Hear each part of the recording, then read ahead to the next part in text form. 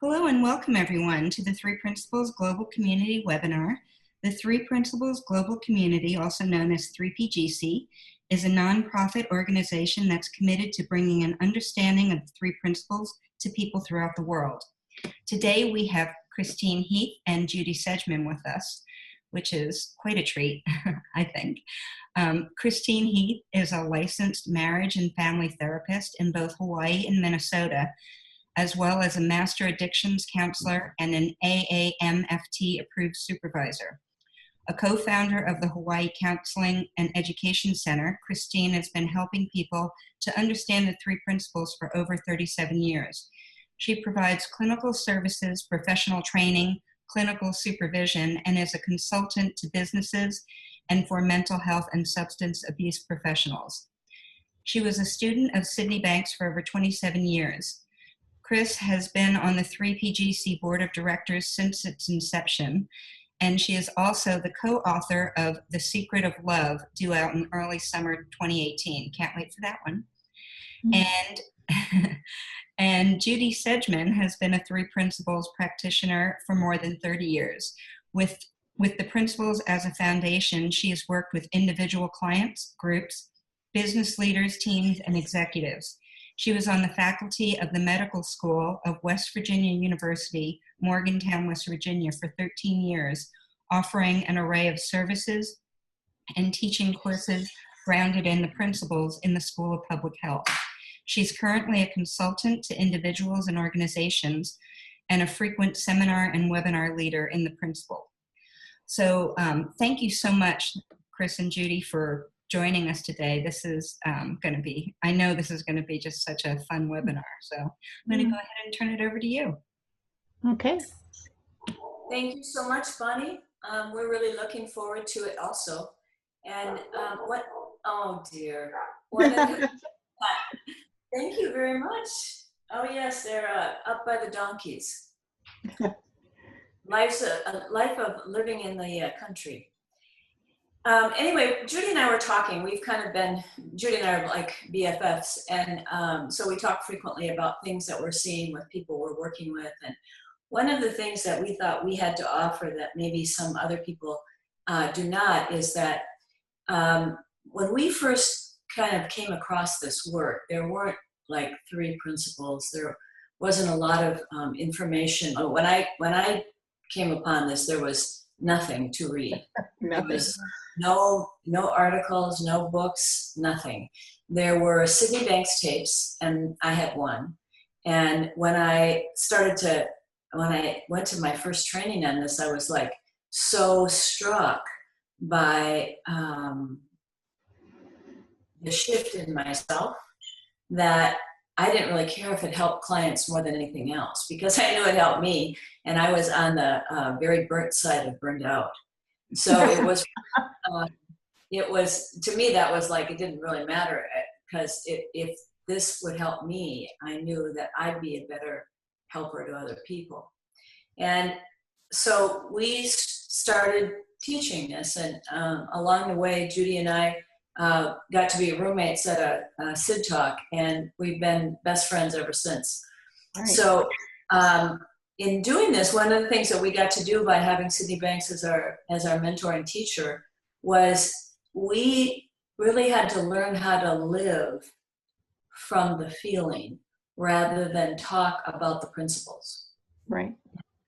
So one of the things that we wanted to talk about was that, because we can see that with people that we're working with and training, that frequently people are starting to get a more intellectual understanding of the principles. So they're frequently talking about doing the principles, or they're combining it with other things, or they're a little bit nuts in their own life, and yet they're talking about living from the feeling. So that's what we thought we'd talk about today, was just kind of like how to get your own personal grounding and stay out of your intellect.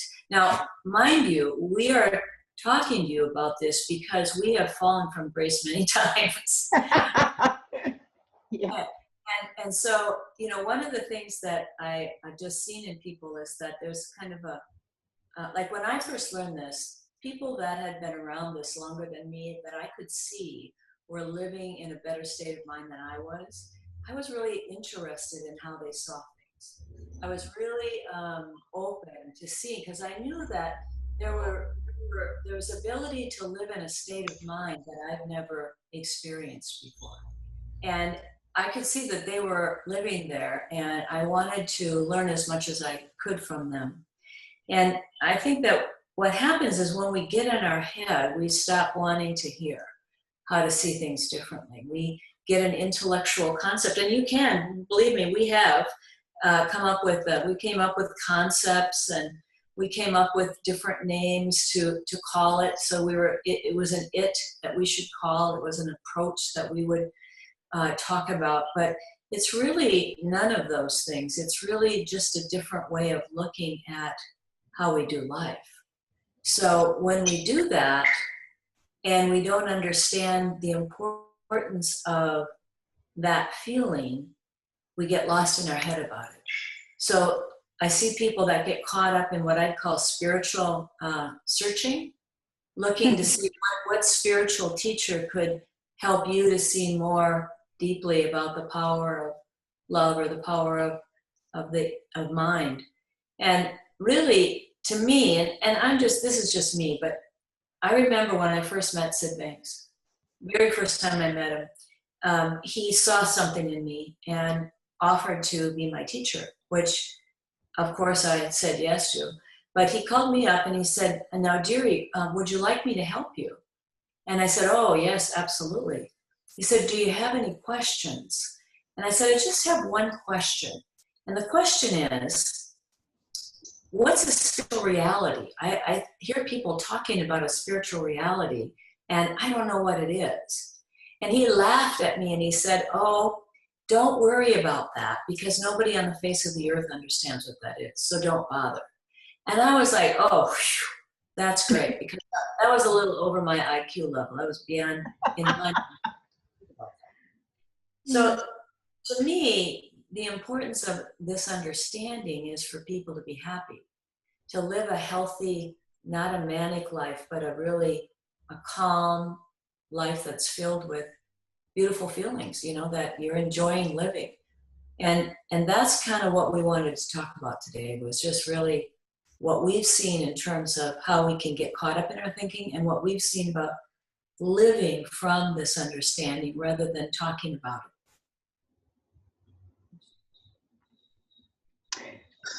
I have kind of a when I first met Sid story too, because I was running a business when I first got introduced to the principles, and Bill Pettit was one of my clients. And when we first got involved in serving Bill's practice, as my company did, everybody in the company said, "God, those people are so weird. They got all these things going wrong in the practice and all these things we have to fix, and they're just happy as can be. What's wrong with them?" And I was very attracted to it, because I was like, how refreshing it was to work with somebody that was optimistic and high-spirited and just assumed that things would work out, and wasn't on my case every minute going, "Did you fix this yet? Did you do this yet? Have you," because I was living in a world of pressure, and pressure was completely invisible to the people in Bill's office. It's just, what pressure? And yet they were extremely productive, and they had a lot of club patients, and they did a lot of work. And so anyway, Bill started telling me about his work, and I ended up bartering with him so that I could, because he didn't have any money at the time. So I thought, well, I can learn, and my staff can learn, and we can fix the practice, and then he'll have money, we'll have understanding, and we'll do a real contract. So so we started that process, and then one day Bill called and said, "I told you about that man, Sidney Banks, the Scotsman who got us all started in this work. Well, he's going to be visiting my office. And if you'd like to come, he's only talking to my staff, but you're working with our practice, and I consider you part of us. And so would you like to come over?" And I said, "Well, sure. I'm very curious to meet him." And the only book that was out by then was Second Chance, and very few people had really read it. It really hadn't been out that long, and I had a copy of it that Bill gave me, and it was still in my car. I hadn't read it either. And, but yeah, I intended to, like everything else I intended to do. So I went over to the office, and I remember just sitting there, just really not knowing. I really didn't know what he was trying to tell us, because he would tell some stories, and he would say a few things about how it's really nice to have a good life and just be happy and be at peace. And I'm going like, okay, so, and so, but I kind of just, I was there, and there was no test at the end, and it was very pleasant. And so I just kind of sat there and relaxed into it after a while. And when I left his office,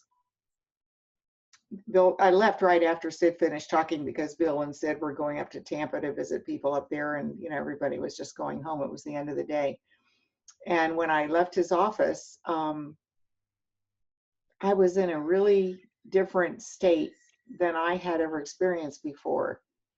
And the only way I can describe it is I didn't have work on my mind at all, but I got an insight about my work. Like, I wasn't trying to think about my work. I wasn't even really planning to go back to work because it was close to the end of the day. But as I'm driving along in this very pleasant state of mind, all of a sudden I had the thought, you know what, I'm going to go back to the medical center and fire this one client, because he's abusive and mean to my staff, and it's not right. You shouldn't treat people that way. Now, in the business I was in, the abusive, mean people were very lucrative because we solved problems for them. So he was one of the big time contributors to our financial success, put it that way, although he made everybody cry, and he was terrible. But I just had that thought, and it seemed really right to me. I mean, I was very clear about it. Just go there and tell him we're going to wind down this contract. So I drove back, and I caught him at the office at the end of the day, and I said, I really don't, I don't know how to explain this to you except to be very honest with you. You treat my staff very badly. You're rude, you're mean. You make demands that people can't possibly meet, and then you yell at them. And the one thing about owning your own business is that you can kind of choose who you do business with. So if it's okay with you, I'd like to exercise my right to end our contract, because we had a contract that either party could back out with 3 months notice. So I gave him his 3 months notice, and he just went ballistic. And he's screaming at me, I'm going to ruin you, and blah, blah, blah. And I said, well, okay, good luck. And I left, and I was very calm, and I went back to the office, and I told my staff what I had done. And they freaked out because, of course, they understood that even though they couldn't stand him, and he made their life very difficult many times, that he represented a significant part of our income. And they said, well, aren't you worried about what's our backup plan? What are we going to do? And I said, I don't know. I'm sure it'll work out. And they were like, what happened to you? And I said, honestly, sometimes when you do the right thing and you just try to bring a little calm and peace into your world, things tend to work out. I'm quite sure of that. And what I remember, one of the people on my staff said, oh God, she's been hanging out with that pettit crowd again.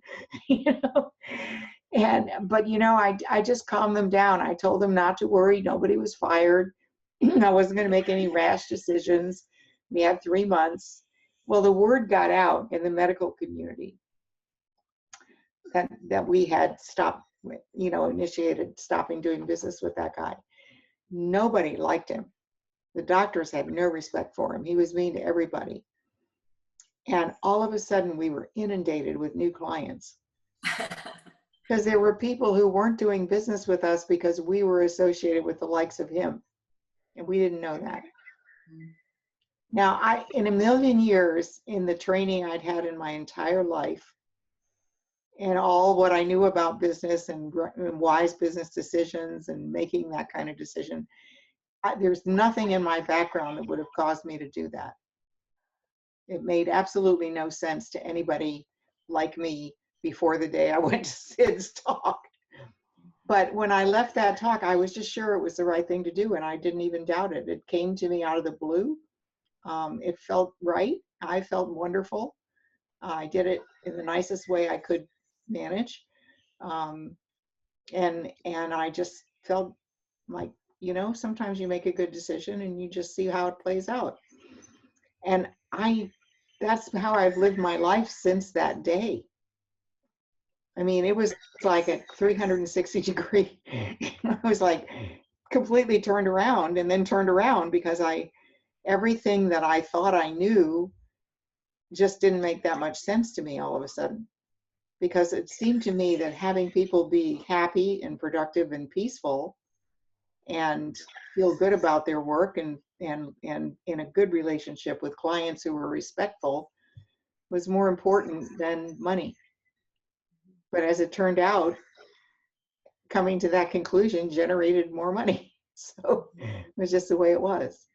And I have to say that I've had my eye on the ball of happiness first since that day. In almost every decision I try to make. Now, I've fallen off sometimes and I get insecure like everybody else, but for the most part, for any decision I try to make now, my first thought is, am I making this choice in a happy and calm state of mind? Does this make sense to me in that state?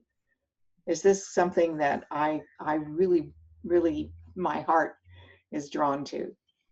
And I've done a lot of weird things that I would never have done, without that question, because there is a track that if you're in business, there's a path you follow.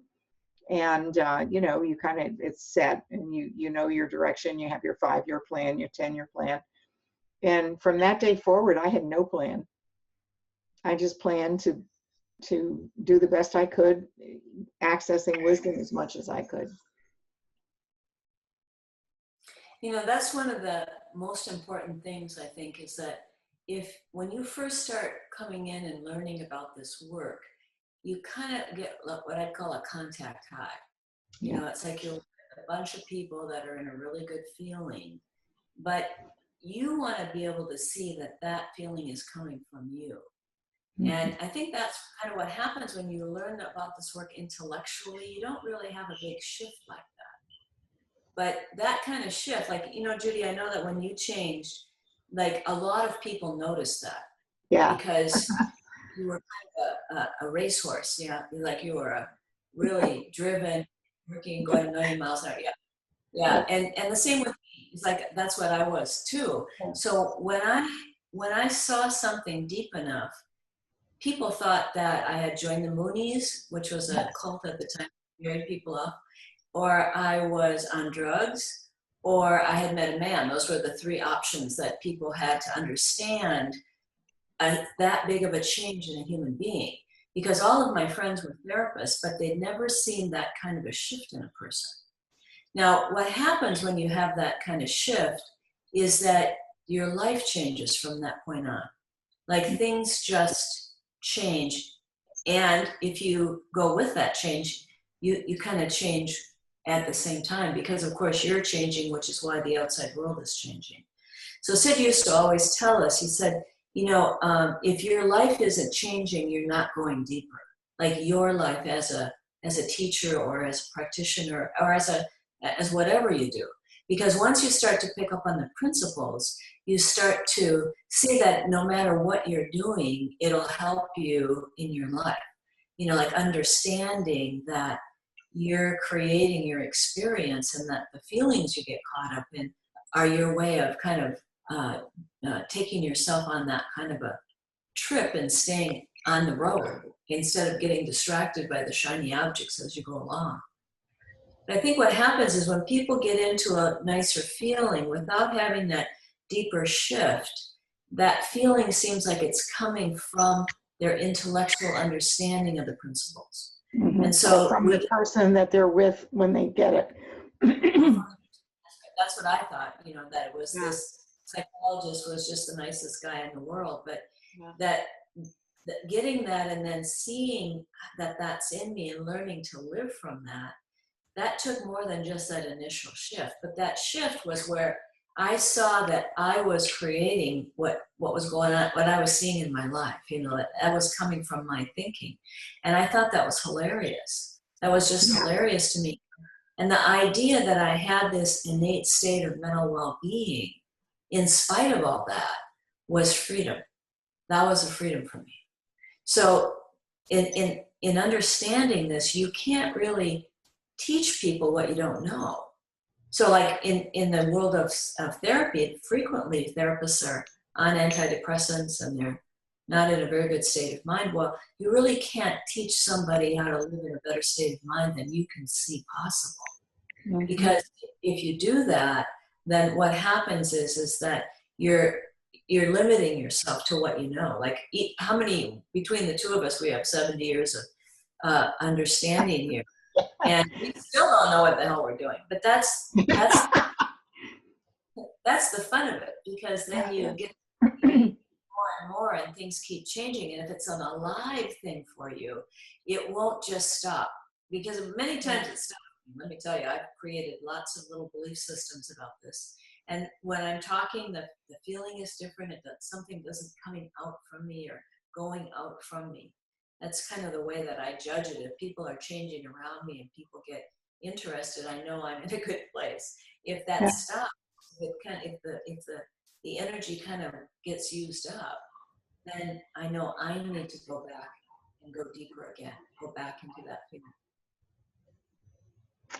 You know, Chris, you'll love this. I've been seeing a couple for, I guess, about 4 times now that the woman in the couple had been going to some therapist, I don't know who, but somebody, not a 3 principles person, for something like 8 years, trying to figure out how to get a divorce because she was sure she wanted to divorce her husband.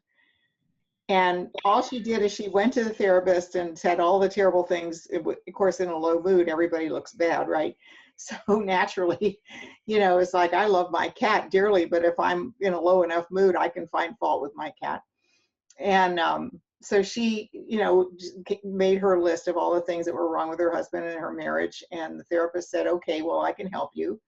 And the therapist has been trying to teach her how to be assertive, how to express herself, how to, I think the last thing she was working on was speak your truth, not his truth. And she never could bring it up to her husband. So, she's telling me this whole story, and she said, somebody suggested I should talk to you, and I'm wondering if you have any better ideas. And I said, well, I don't really have a better idea, but I do have a question. I said, did you ever wonder why you just didn't say something to your husband? She said, well, I'm not prepared. And I said, well, you've had an awful lot of, training from somebody that's trying to help you to get ready. I said, when you're with your husband, what kind of thoughts cross your mind?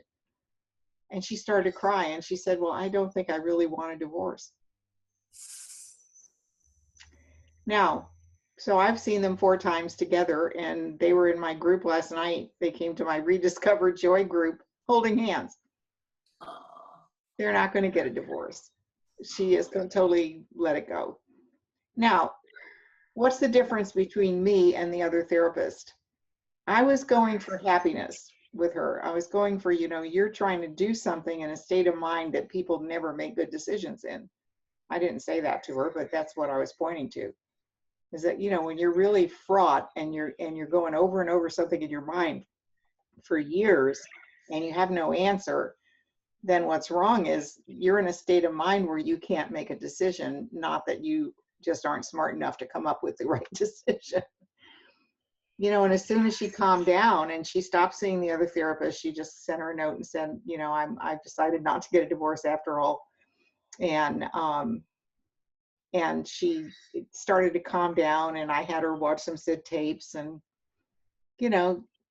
I would have loved to have had her read Chris's book, but it's not out yet, but I will someday. As soon as she calmed down, she looked at her husband and she thought, well, I must have been in a really terrible mood one day and just decided I needed a divorce. And then I was getting all this support from my therapist. Because when you're focused on the content of people's thinking and not the quality of the feeling state that they're in, and that would include us, you know, then we take the content seriously and we never factor in, you know, is this person in a state of mind to make a good decision like that? A big life change?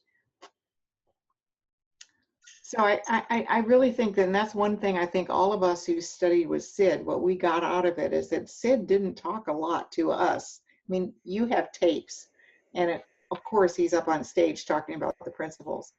But for most of us, we just hung out with Sid. And I would say that he talked about the principles about 10% of the time. And most of the time he was telling stories, telling jokes, talking about life, taking walks with us with his dog, pointing out things that were happening in the woods, planting flowers, you know, because it was about having a beautiful life. And you already have everything you need to have a beautiful life. It wasn't like people had to take some big intellectual trip to learn how to do that. It's omission, not adding on.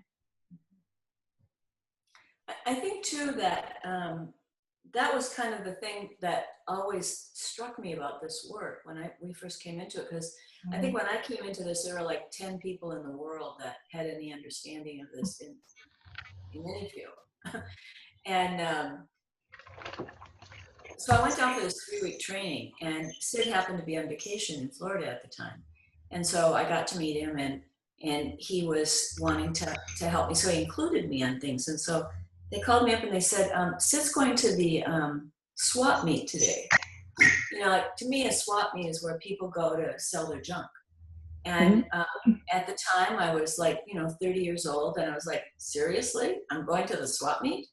And I thought, hey, whatever, I'll do whatever. And what I noticed about him was how quiet he was, how he would walk in the middle of this bustling, you know, place in Miami, and all of a sudden he'd stop and he would see like a gem of like something someone was selling that was like this incredible picture, or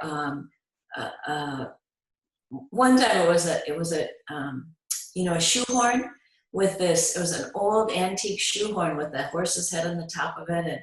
And he picked it up and looked at it, and I said, oh my gosh, that is so beautiful.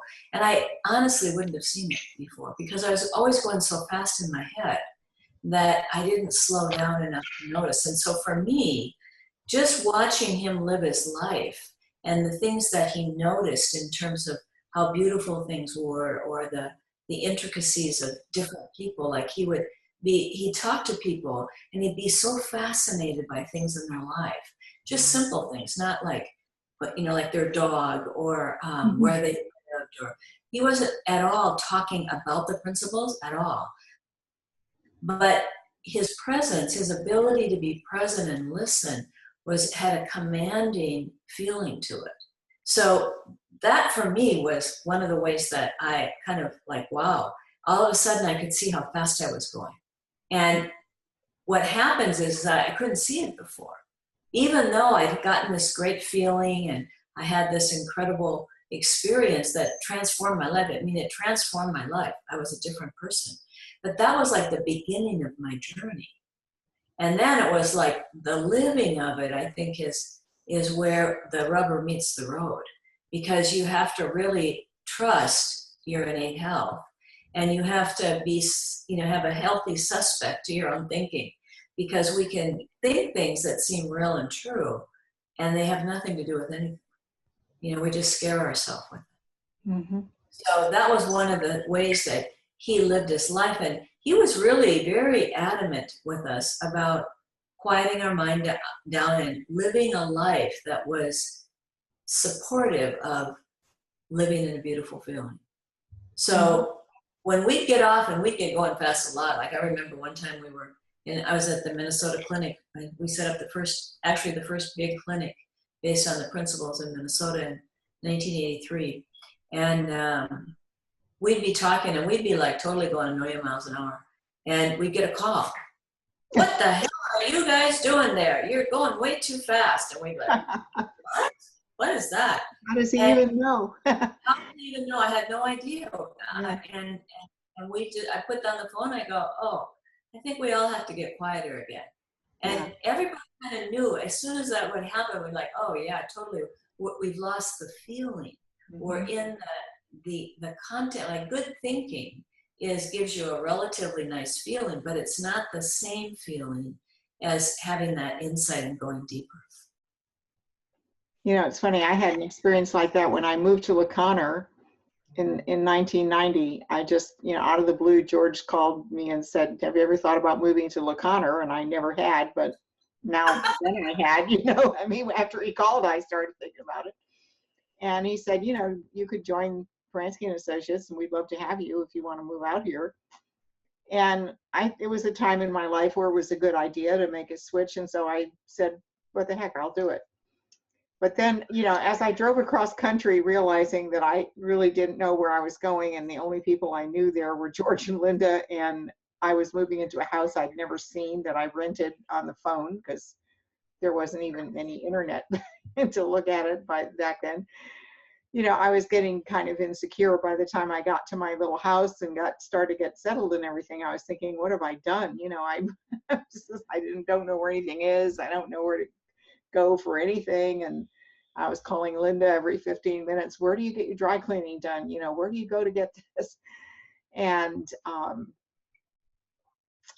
so I was getting pretty wound up, you know, for somebody that had just moved to LaConner to be. So all of a sudden I get a call from Sid, and he says, so how are you doing? And I said, yeah, I'm doing all right. You know, it's kind of a big adjustment. And I kind of was yapping a little bit about all that was going on. He said, you know, I really called because I was wondering if you would talk to me about making pea soup, because I want to make pea soup. And I remember when I was in Florida, I had some of your pea soup that you made and really liked it. And I was like, yeah.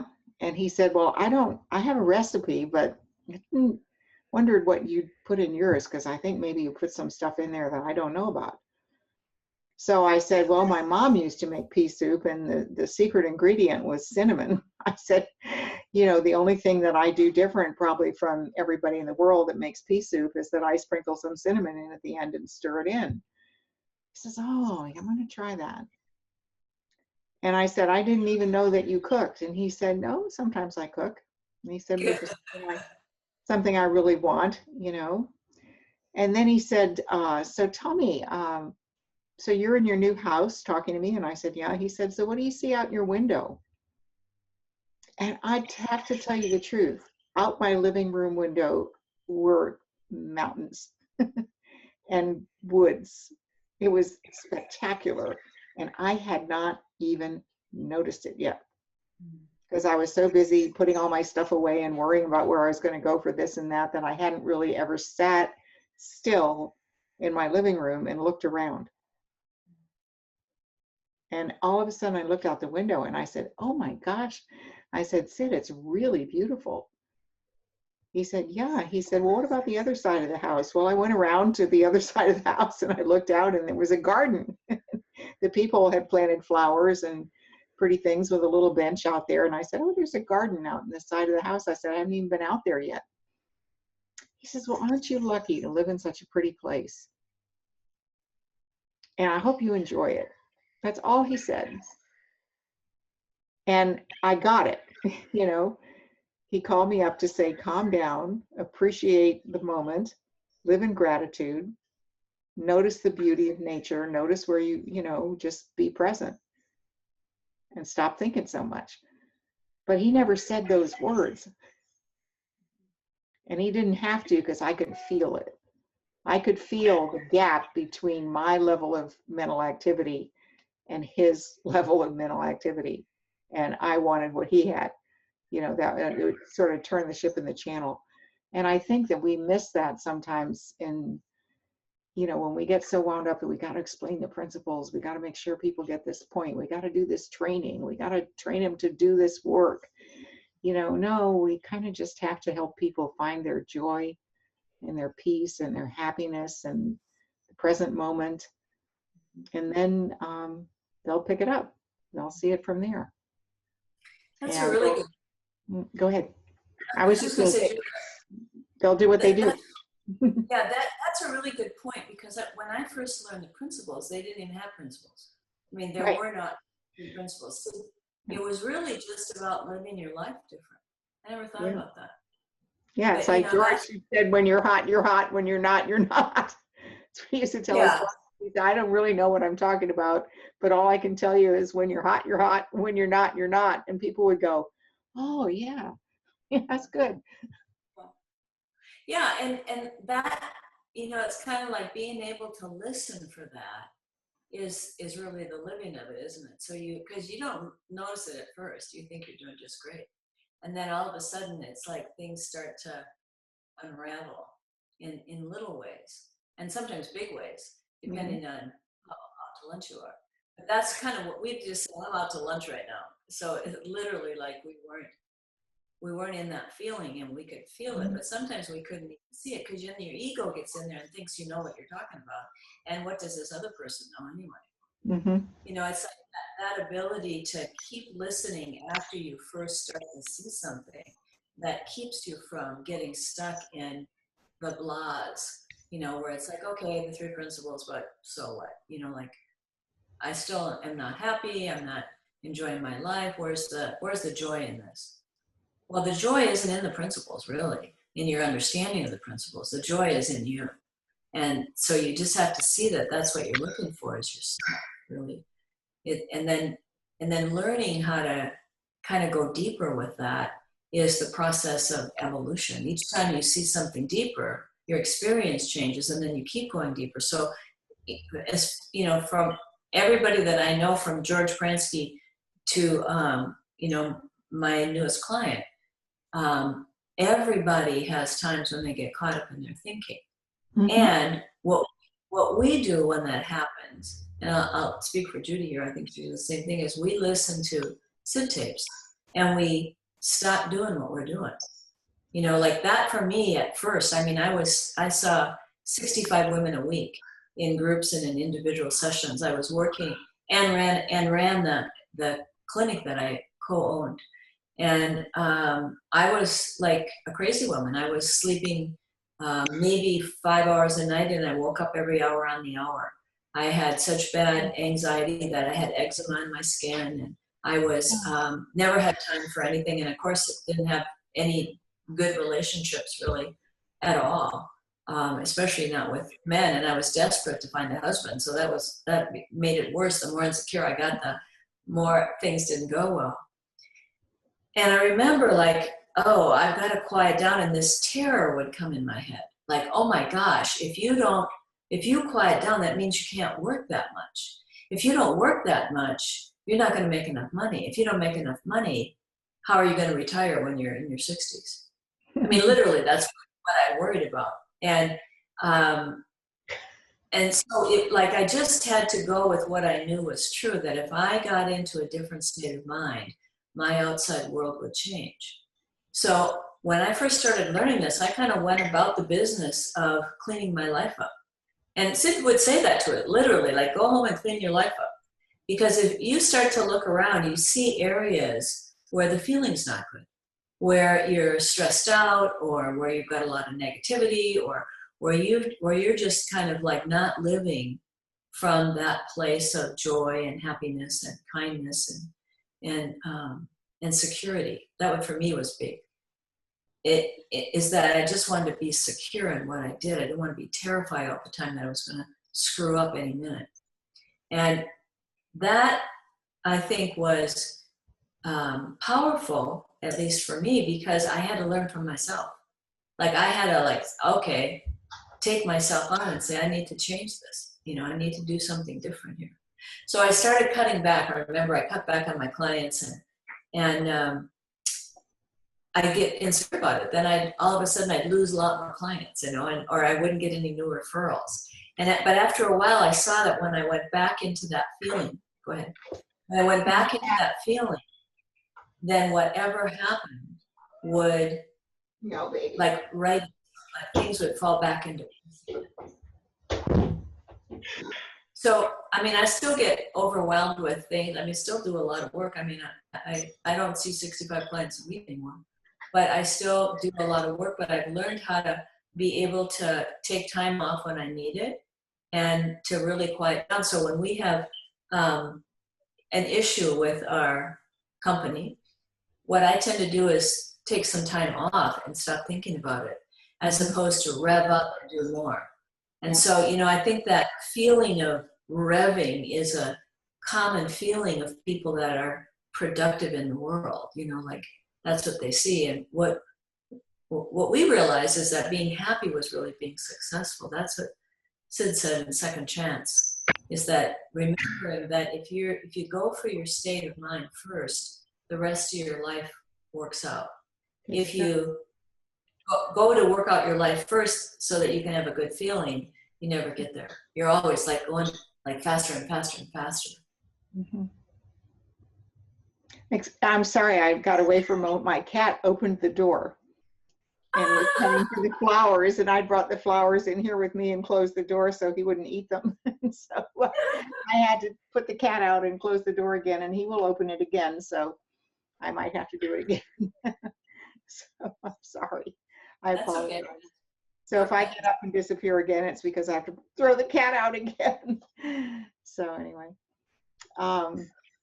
you know, the other part of it is people have so little, you know. So I teach this course called Rediscover Joy, and people say rediscover, like, when have I had joy?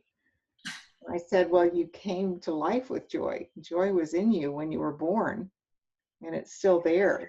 Joy is intrinsic to the human experience. And she's like, well, I can't even remember the last time I had joy, so I'm not rediscovering anything. And then I said, you know, don't get hung up on the words, just hang in there. And usually by the end of the 4 sessions, I do 4 Tuesday nights for an hour and a half. By the end of the 4 sessions, people go, you know, I feel like a kid again. You know, and that's the point.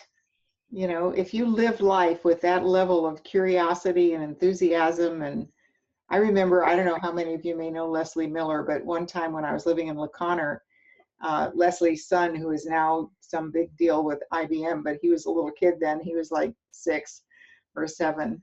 And she asked me if I would keep him for a couple of days because an emergency had come up in her family and she had to leave town. And so she put her daughter with one friend and her son with me. And so I went in of course I was happy to do that. I went in the next morning, you know, to wake him up and get him ready to go to school.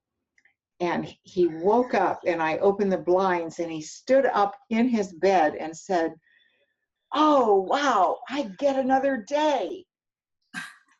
I was like, holy cow, isn't that great? That's a great story. I think about that almost every morning when I get up, you know. I hope I never lose that story because it was so touching that this little child had this deep enthusiasm and gratitude that he woke up again and it was another day, you know, and that is just a beautiful thing. And honestly, that is the gift that we were given as the starter kit, to find that level of joy and gratitude and appreciation for life and connectedness and just enthusiasm. And then, you know, we can think ourselves away from it. And we do a good job of that because we have the ability to do it. But that's always, always right there. It's like one thought away, or minus one thought away sometimes. You know, just drop something. You know, it's really, it's funny because when you're kind of caught up in your world, the idea of slowing down and doing, like taking the time to really just be and be very present, that feels like danger, you know, like when you're going fast, because you're so caught up in trying to have your work be okay or your situation be okay that you forget that if you go inside and you are safe there, you'll see what to do in your life. Like that's what wisdom is being able to see kind of the best thing you can do in the moment, given what's going on with you. So it's a matter of to me anyway, it's a matter of trusting that if I do what I talk to other people about doing, that it actually helps me also. Like I remember, I would always, when I was first learning this, I would work, and then I'd go down to Florida for a week, or I'd go down to Florida for 2 weeks. And those 2 weeks I'd get like super quiet, and I lived by myself in a motel. I didn't have anything else to do but just go in and listen to people. And I would get like, every time I got there, I think, oh, this is as calm as Buddha. This is it, man. And then I'd go the next time and I'd get quieter. I'd go, oh, whoops, that wasn't all there is. That's just what I thought. And after about 4 or 5 times doing this, I realized that, there's no end to that. And, 37 years later, there is no end to that. It's like you just keep seeing deeper and deeper. That's the fun of this. That's what keeps you alive and awake.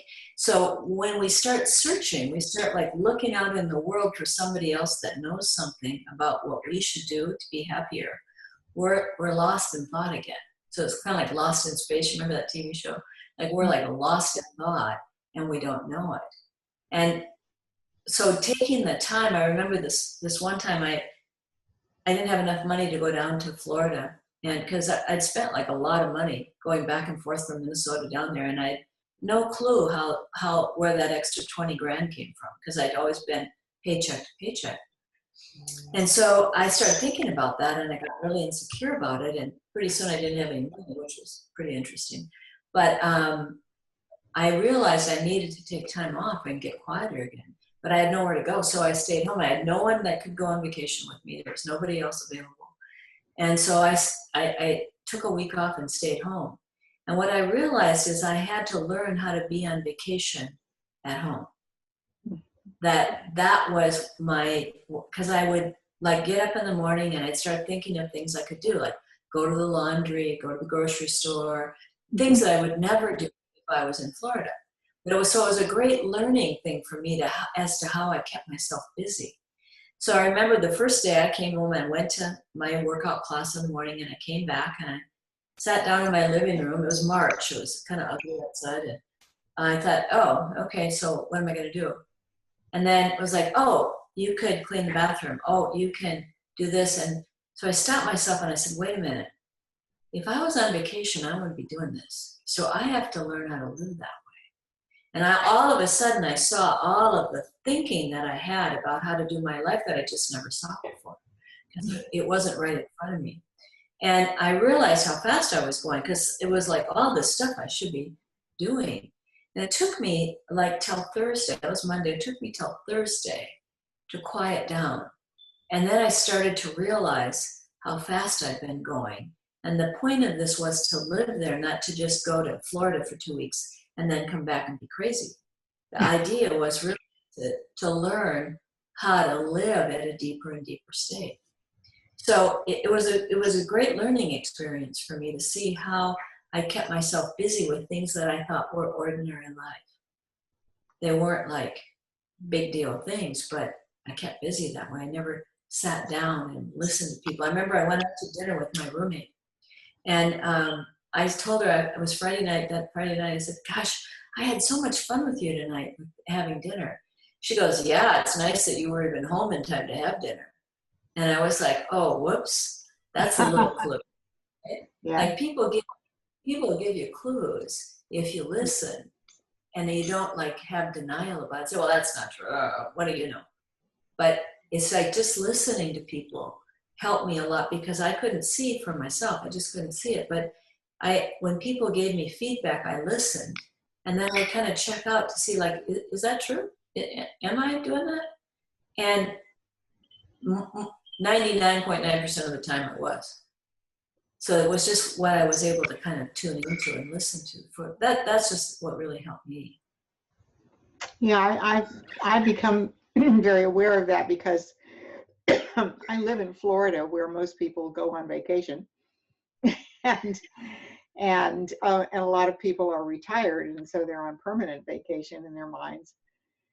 And I work at home a lot, because I do things like this, and I see clients online, and then I do some work outside too. But And so what I discovered when I first set up my little home office and didn't have an office to go to is that I wouldn't stop working because I'm in my house, you know. So like it'd be 7 o'clock at night and I'm still at my computer thinking, well, I can finish this thing, you know, because I love what I do and I'm interested in it. And then all of a sudden it'd be late and I hadn't eaten and I was tired and the cat was lonely. And I thought, you know, if I would gone to the office, I would have been home 2 hours ago, you know, because everybody would be leaving and I'm not going to sit by myself in an empty, you know, in an empty building. And I thought, wait. So now I have to, you know, to remind myself, I set my phone, you know, to ring at a reasonable time for me to wind up, and whatever I'm doing, I just close it down, can wait till tomorrow. And I shut the door to the office and I go into the other part of the house and I, you know, make dinner and play with the cat and read and do whatever I'm going to do or go somewhere, whatever. But sometimes we forget that to just take care of ourselves. It's so easy to get lost in all the little things there are to do, and you can always think of a million things to do. I had a neurosurgeon client one time who said, I can tell you one thing, Judy. He was always after me because I was working so hard and had so many clients. Of course, he thought he was the only client. But he said, I can tell you one thing, Judy. I've never attended the bedside of a dying person who asked about what was left in their in basket. That was good information. And, you know, I think that's another thing. We live in a world that with so much information and so much going on and so many overwhelming things coming at us all the time. You know, there's a 24-hour news cycle and there's 10 million television channels and there's, 10 theater movies, and, you know, life is complicated enough and there's too many things to do. And at some point you have to realize that life's not about doing, it's about enjoying what you do. And doing what's in your heart to do, but not doing something just because you could, you know, because we could all be running around like chickens with their head chopped off all day long if we were giving into that. But there's something beautiful about silence. There's something really beautiful about just relaxing, even for a short few minutes, just looking out and really seeing outside. You know, my daughter, when she went to camp, and some of you may have heard this, but the first year she went to summer camp, she sent us her first letter. We had asked her to let us know what her activities were. And she said her favorite activity was shade gazing. And at that time, shade gazing, I couldn't even put the words together. I couldn't imagine what she meant. And so I sent her a note back and said, what did you mean by shade gazing? And then she said they had a counselor after lunch who took them all to the forest outside, and the camp was surrounded by a beautiful forest. And each person could pick a tree. And then for an hour, they just lay down under that tree and gazed up through the shade to see the patterns the sun made in the leaves and see the birds coming in and out of the tree and watch the bugs crawl up the trunk. And that was shade gazing. We're just supposed to just use their imagination and see what they saw. And then in the last few minutes of the hour, they would share what they had seen. And that was her favorite activity. Now that's the intuitive wisdom of children. You know, because I can tell you right now, given the life that my husband and I were leading at that time, shade gazing was not a part of our agenda. It was totally news to her. But she taught us something. That was her favorite activity. And when she came home from camp, I remember saying to my husband, I said, we've got to find a way to bring that alive for her. It was meant so much to her at camp, you know. And we started going out in our boat more and doing more things that were just quiet, just to satisfy her need for that, because, you know, we didn't realize that we needed it too. But you know, that's a beautiful thing. I think about that a lot because I live in Florida. You know, palm trees give incredibly interesting shade, you know, because they have those frondy leaves and then they're always blowing in the breeze. And if you really sit under a palm tree or near a palm tree and watch it for a while, it's mesmerizing. And I would bet you anything that most of the people that I know, the working people that I know in Florida, have never really noticed that. And I honestly think that were it not for the shade gazing letter, I probably wouldn't either. Well, maybe I would by now, but I just, I think we deprive ourselves of simple pleasures in the effort to get smart, rich, successful, and whatever we define as, our goal. And really the only goal that's worth anything, and the goal that people talk about, according to my neurosurgeon friend on their deathbed, is happiness. And then the rest of it takes care of itself. It's funny how our ego gets in there and convinces us to do things, because it's like, if you look at the level of consciousness of the world, I mean, there's a lot of people that need to have some awakening to this, so you can really get caught up in like, oh my gosh, I got all these people that want to learn this, and aren't I great, and I'm bringing this to the world, and that'll just kill it. And it's coming from a good place. It's not coming from a place of wanting to be busy. I mean, nobody really wants to be busy, but sometimes when we look at our world and we see that somehow we could help it, we forget that we have to have it to give it. And that's the most important thing. If you don't have that feeling in yourself, it doesn't matter what you say to people, it's not going to go out. It'll just go out at whatever level you're currently living. Yeah, go ahead. I was just going to say, it kind of comes out from you, and then the next person goes out a little bit lower, a little bit lower, a little bit lower. So if you're down here, it's not going to go out very far. So the more you can live in a better, freer state of mind and that feeling more of the time, then, and that feeling isn't like that hyper happy. And sometimes people mistake that, but it's a deeper understanding. Chris and I are both very big admirers of Dr. Mark Howard and friends with Dr. Mark Howard. And one of the most beautiful things that Mark Howard has said that I heard early on, I went to a talk he was giving, and he said, actually what this work is a partnership of health.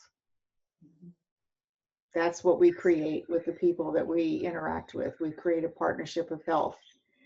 And the profound meaning of that is just exactly what Chris just said, that to the degree that we have a deep experience of our own well-being and health, we form a deeper partnership than if we're skimming the surface of it, because a partnership is two equals.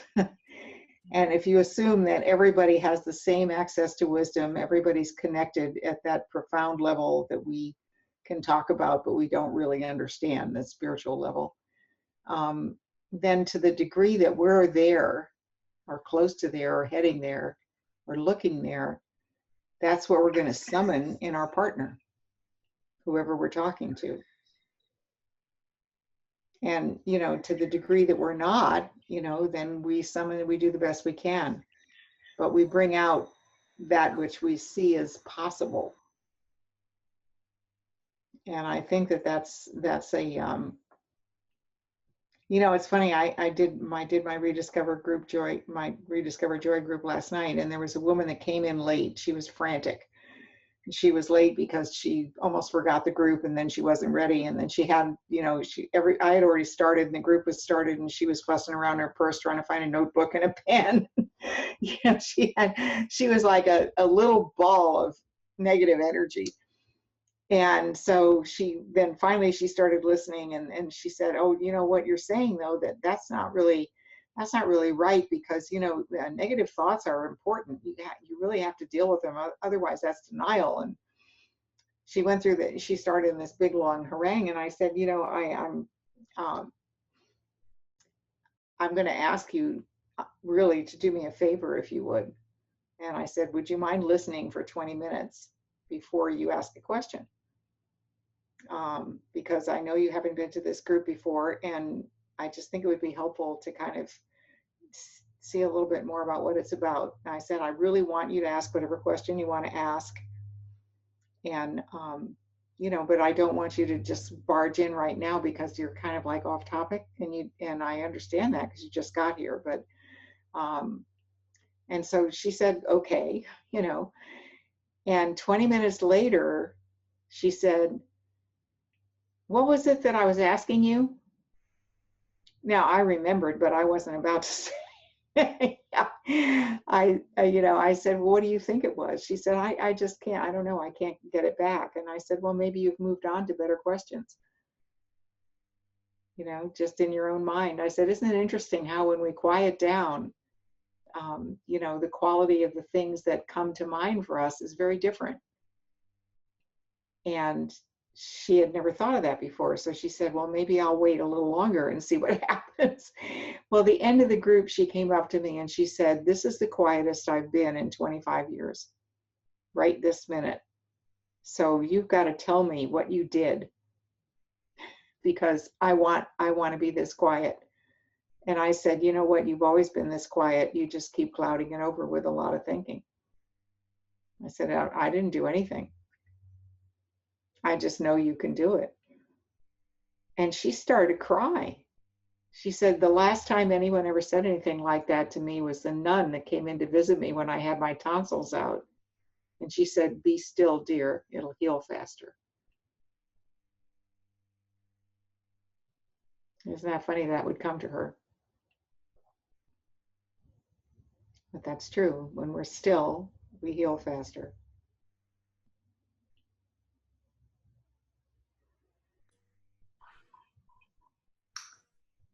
I wonder if we should ask if anybody's got any questions. What do you think? Yeah, I was just thinking the same thing. We never did stop and ask for questions. Yeah. Does anyone have a question? If you have a question, you can unmute yourself by scrolling down to the lower left-hand corner, if you didn't know that already. Hello. Hi. Yes. Oh, hi. Hi. Thank you. So I keep asking the same question. I'm afraid and I'm sure you've probably answered it a million times just in this webinar, which I'm really enjoying. Thank you. When the negative thoughts come, is the best thing just to try to not let them take root? Because I mean, I just started working with Chris a few weeks ago, and I just don't. Haven't quite got the hang of it yet, and I know I'm onto something, but I'm not quite there yet. So, so the negative thoughts, you just let them go, or you make a cup of tea, or I don't know. You want to take it, Chris?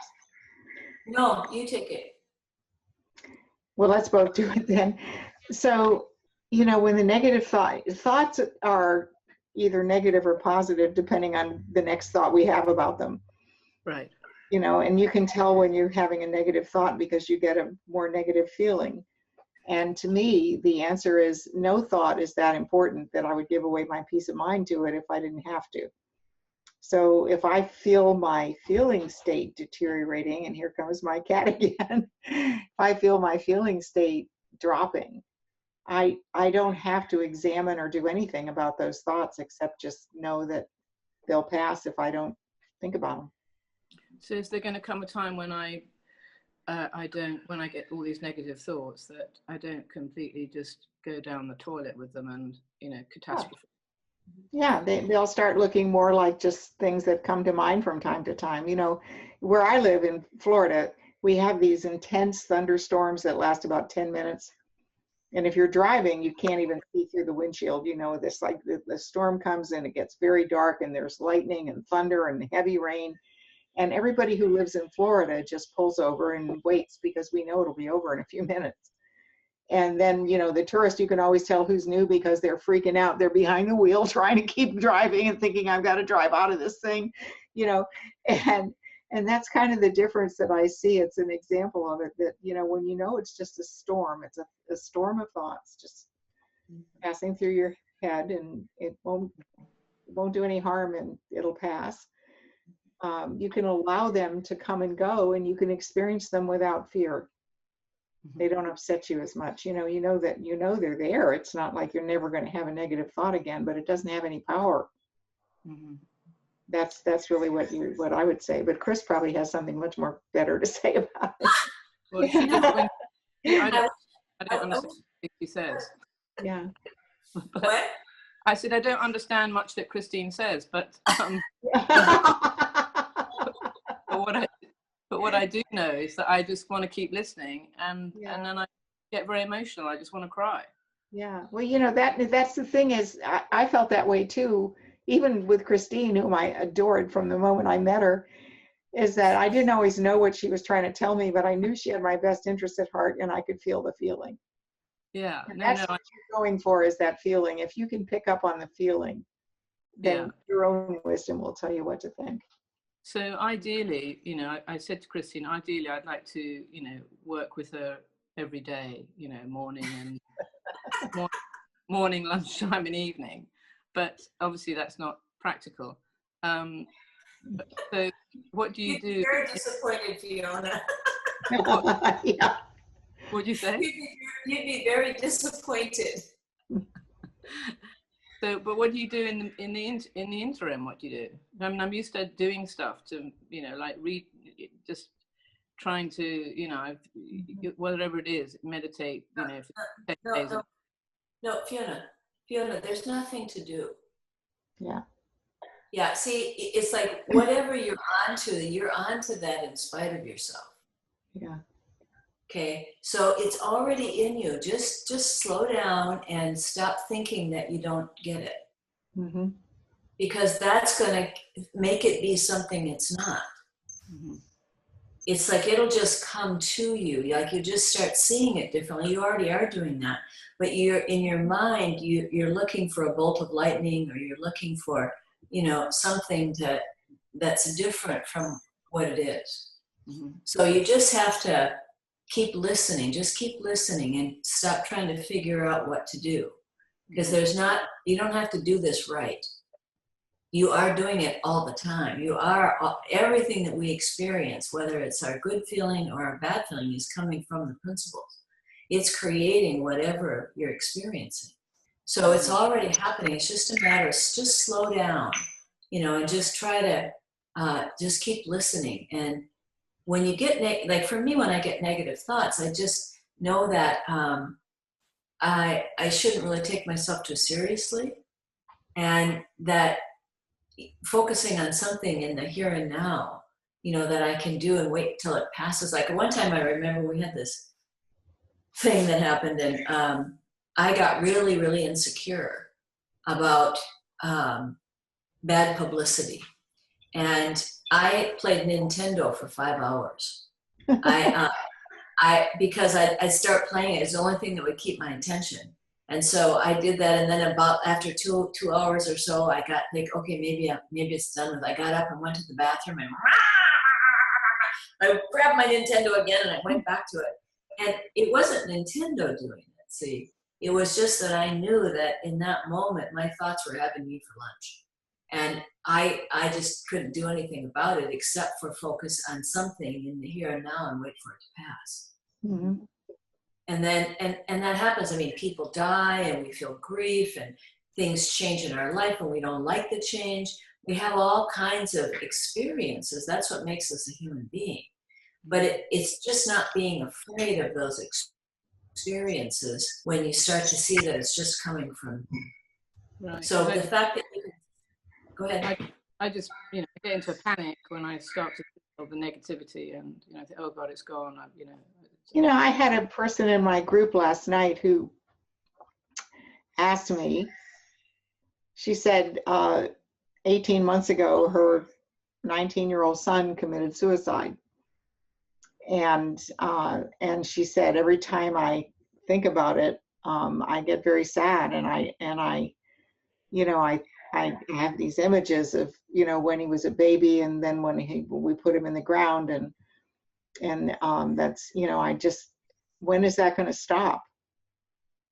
And I said, it may never stop, but what will stop is the sadness. Mm-hmm. There are things that happen to all of us in life. You're never going to forget. You're never going to not have a negative thought. There's no way anybody's going to get through life and never have a negative thought and not get caught in negative thoughts. But the thing is, at some point, you just accept the fact that negative thoughts, like all thoughts, come and go, and they're just information about what you're thinking about right now. They're not, they have no power except the power that you give them, and they pass more quickly when you're not that interested in them. And I explained to her, I said, over time, the happy memories of his childhood and the fun times that you had together as a family will appeal to you more, and you'll be putting your attention more on them as they come to mind. And the sad thoughts will take their place. It was a moment in time. And, I was kind of hesitant to say that because I don't know this lady. She's new to the group, but I thought, that's just how I saw it. And I said, and if you don't find what I've said helpful, please just ignore it, because I'm not any kind of expert on your life. And she said, no, it's very helpful, because I just realized that I'm putting pressure on myself to get over being sad. And maybe I'll always be sad that I lost my son. Right. And of course, that changes your life. And then one of the other women in the group, who was quite a bit older than this woman, said, yeah, I lost a son. She said, I lost a son 20 years ago, and I loved him dearly, and to this day I still do. But she said, I have a wonderful life, and I live my life as a tribute to him. Beautiful.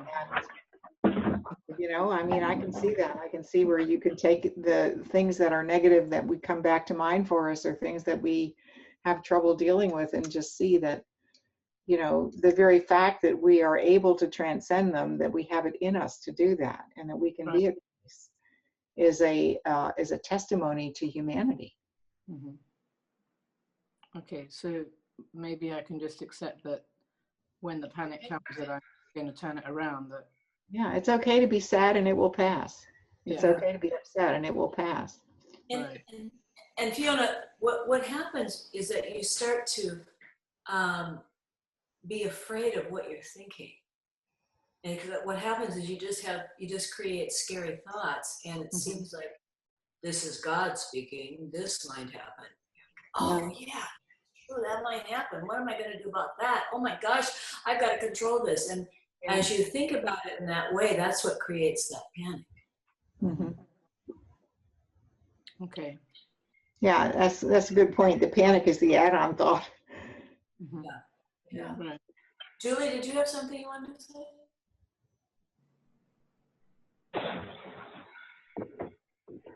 You talking to me? Yeah, I saw your name come up earlier. Did you want to say something? Ask a question? No. Okay. No. Okay.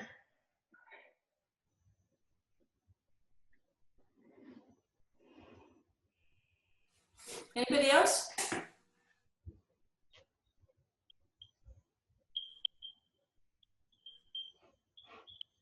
Well, maybe we're done. It looks like Bill. Yeah, can you hear me? Yes. Just a quick point that Fiona made me think about. There's two great quotes that came to mind that I've written down from listening to all the 3P people. One of them, I don't know who I heard this from, so I'll attribute it to Judy. It was, there's nothing to do, but there's something to see. Good. I said that. Wonderful, just wonderful. The other one was from Dickon Bettinger, and he said, when you start in on a thought storm and your thoughts are driving you, get in the back seat and look out the window. I love that. I know, isn't that great? That's just great. Yeah, that really sort of impacted me. So I just wanted to share that. Thanks for sharing that, Bill. That's really great. Sure.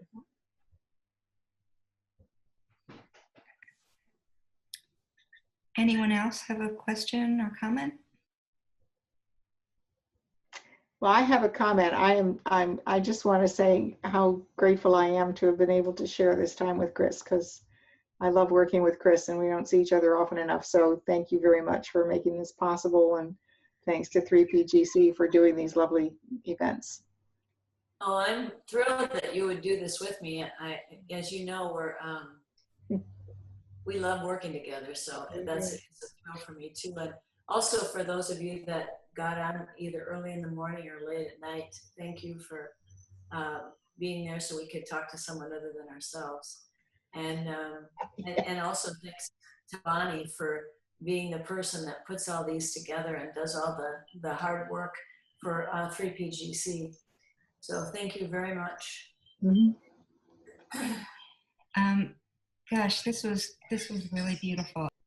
We all need that reminder, to slow down things. So it's just it was such a beautiful talk to really be a reminder to slow down and get quiet. I notice whenever I do these, I work with technology all day long, and my mind can really go off. And I notice with my dog that when I'm really getting revved up about something, she's like scratching my leg and she wants to go out. And every time I do a webinar, she's asleep. Sometimes I walk to the sofa, but she's usually on her chair. Like she even feels it. So My cat let himself in a second time, but he fell asleep on the bookshelf. Yeah. So yeah, he didn't even bother with the flowers the second time he came in, so I didn't put him out. But he fell asleep. Thank you very much. Thanks for being part of it, and thanks for your questions, and thanks for caring about your well-being. Yeah. That's the answer for all of us. I think in the future of the world is for people to take care of themselves and find peace. Yeah. I was just going to say, just don't worry about how to do it. Just be yourself. Just be you. Yeah. Just relax. That's really, yeah. Yeah. Well, thank you everyone for joining us live. And just want to let everybody know that the next webinar is on March 28th. And that is with Anna Debenham. And she is going to talk about everything comes from nothing, which I love. She's going to talk about starting a nonprofit working with prisons in Oregon. So I think that's going to be a good one too. Yeah. That sounds great. Yeah. All right. Well, thank you. Martha, I love your dog. I have labs too.